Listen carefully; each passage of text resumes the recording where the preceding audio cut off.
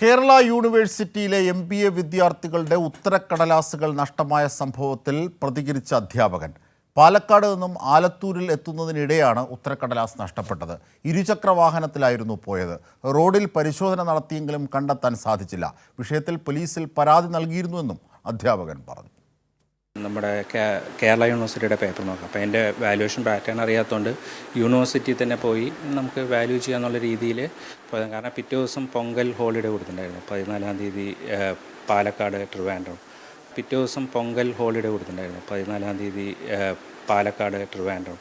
അപ്പോൾ പിന്നെ എന്തായാലും അവിടെ യൂണിവേഴ്സിറ്റി ഹോളിഡേ ആയിരിക്കുമല്ലോ. അപ്പോൾ 13 രാത്രി എൻ്റെ നഷ്ടപ്പെട്ടു. ഏകദേശം ഞാൻ ആലത്തൂരൊക്കെ എത്തിയപ്പോഴാണ് ഇത് അറിയുന്നത്, നഷ്ടപ്പെട്ട കാര്യം അറിഞ്ഞത്. അപ്പം തന്നെ എല്ലാവരുടെയും വന്ന് നോക്കി, ഒരു 3-4 റൗണ്ട് എല്ലാവരുടെയും വന്ന് നോക്കി. പിറ്റേ ദിവസം ഇങ്ങനെയുള്ള ആക്രി കടകളൊക്കെ ഇല്ലേ, അവിടെയൊക്കെ പോയി എല്ലാം പറഞ്ഞു. ഇങ്ങനെ ഒരു പേപ്പർ ഞാൻ എൻ്റെ നമ്പറും കൊടുത്താണ്.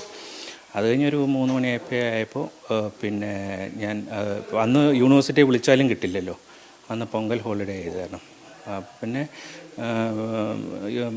പോലീസ് സ്റ്റേഷനിൽ പോയി ഇത് കൊടുത്തു.